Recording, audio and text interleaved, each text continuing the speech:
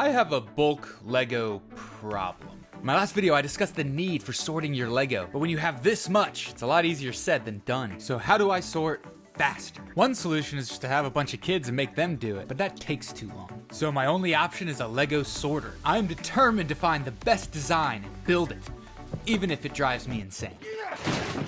There are a lot of different Lego sorters out there that range from crazy arrays of conveyor belts using AI to sort by the piece, to what is just essentially a tiered Lego sifter, which is by far the most common and definitely the easiest to make. It works by having smaller and smaller holes as you go down each level, sorting the pieces by size. Even the YouTubers I like to make stuff and unnecessary inventions use this design in their Lego sorters. Heck, even Lego made one. But before I start building, I really want to try one of these things out. I was really hoping to get my hands on the one that the YouTuber Brixie reviewed in his video, which is made by Pete Squared. I reached out to Pete and apparently they're out of stock and they're working on a redesign. So that's a bummer. But fortunately, Amazon sells this dinky one for like 20 bucks. And buy.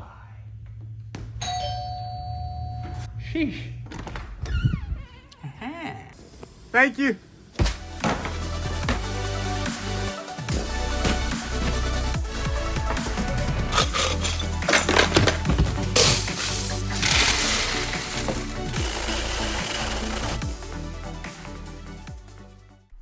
Not bad. And after pretending to know what calipers are, I think I'm ready to make some prototypes.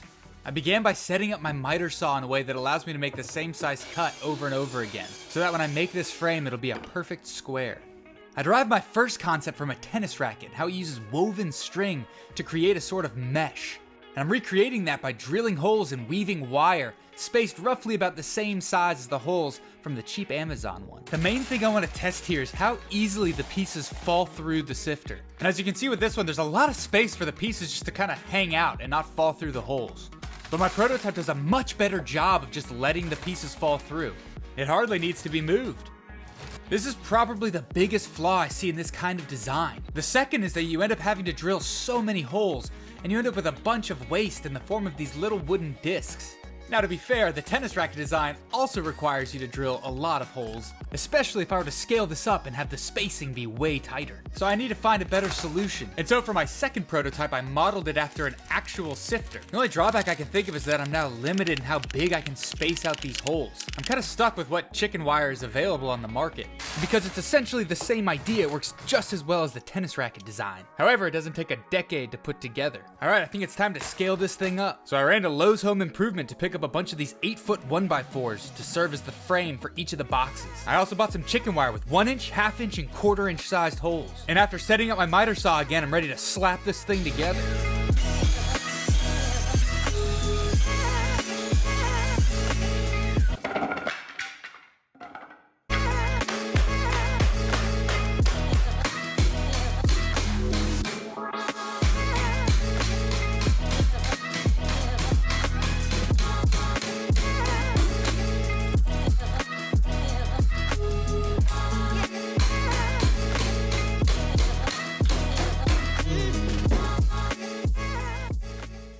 Alright, let's try this thing out.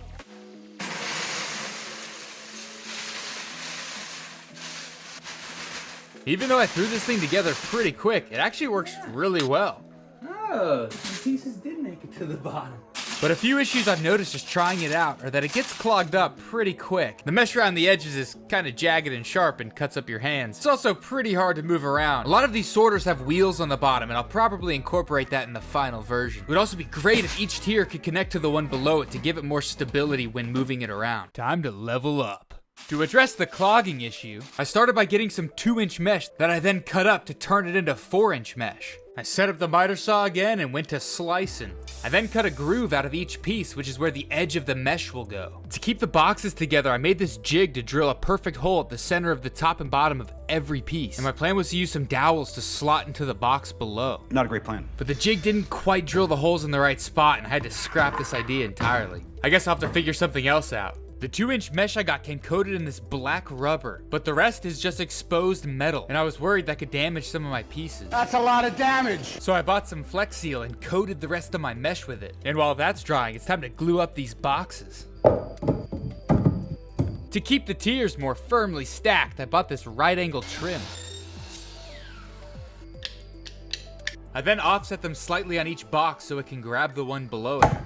And after a bit of sanding, these things are ready for some paint. Except that now I've run into a bit of a problem. The paint is a little bit sticky and now the corner pieces work too well. So I knocked them off, sanded them down a bit, and bought some new brackets. I then told myself that I really liked the rustic, worn look, but in reality I just didn't want to paint anymore. Now it's time to add the mesh. And as you can see here, the mesh fits pretty well into these grooves. And after adding a few brackets, it seemed to be holding up. Until I realized the 1-inch mesh isn't perfectly square, and the brackets are putting too much pressure on the mesh, causing it to rip. And also they just didn't work for 1/4-inch mesh. I decided to look back at all my failures on this project. And then I decided to do what any man does when he's frustrated. Resort to violence.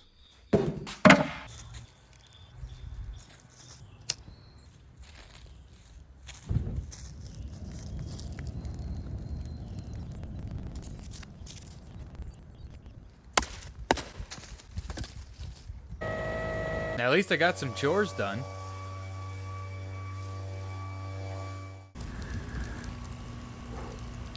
Probably shouldn't eat that.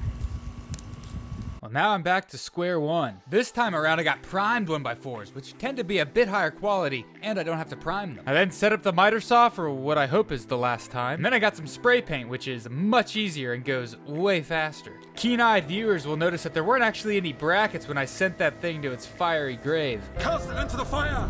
Destroy it! And that's because I harvested them to use later. And by later, I mean now.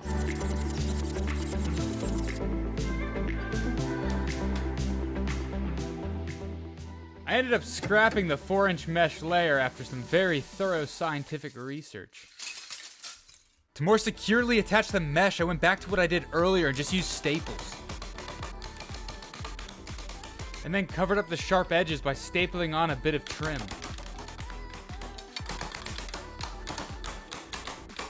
I then threw on the wheels, and then added these cool latches to give the whole thing a bit more integrity. Now let's take it to the Lego room and try it out.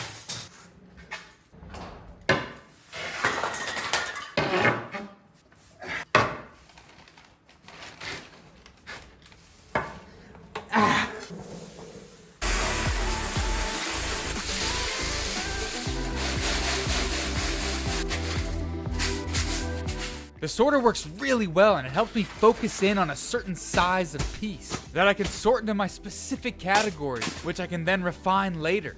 And if you want to know more about how I sort my Lego, check out this video here. It's also extremely modular, so when it comes to sorting things like minifigure bits, I can just get rid of the top layer and use the size that makes sense for the pieces I'm trying to sort. Getting rid of the 4-inch tier was definitely a good call. It was practically useless. But I think adding more between the 2-inch and 1/4-inch sizes would be super beneficial. But as I said earlier, that's completely dependent on if I can even find it. An issue I've started to notice with the bottom tier is that along with the smallest bits comes a lot of dirt. But luckily I did find this screen material that I'm hoping will still catch the Lego pieces, but let that dirt fall straight through. I'm super excited to use this thing more. And while it doesn't sort by the piece, at least it doesn't sort by color. It also just feels right at home in the Lego room.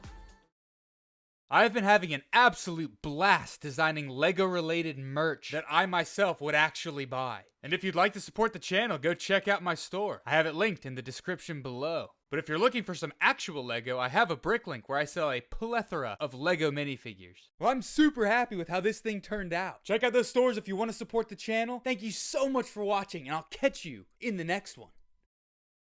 Oh, some pieces did make it to the bottom.